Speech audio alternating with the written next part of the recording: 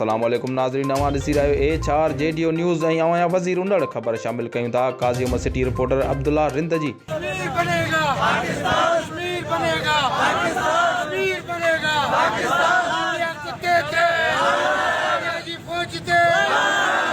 काज़ी मदनी पाकिस्तान ज़िंदा movement PZM तंज़ीम पारां पाक फ़ौज ऐं कश्मीरियुनि जे हक़ में सैयद फयाज़ शाह बुखारी राणो खान जतोई हाजी ॾितल बालादी ऐं ॿियनि जी अॻुवाणी में रैली कढी वई। रैली में वॾे अंग में शहरनि शिरकत कई।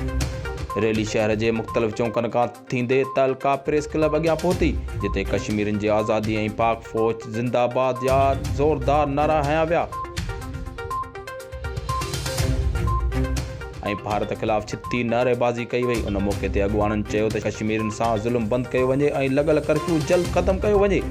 इन्हनि वधीक चयो त भारत मुसलसिल कश्मीरी मुस्लमाननि सां ज़ुल्म करे रहियो आहे। असां तमामु मुस्लमान मुल्कनि खे अपील था करियूं त कश्मीरियुनि ते मोदी सरकार जो ज़ुल्म बंदि करायो वञे। वधीक ख़बरुनि अपडेट लाइ ॾिसंदा रहो HR JDO न्यूज़।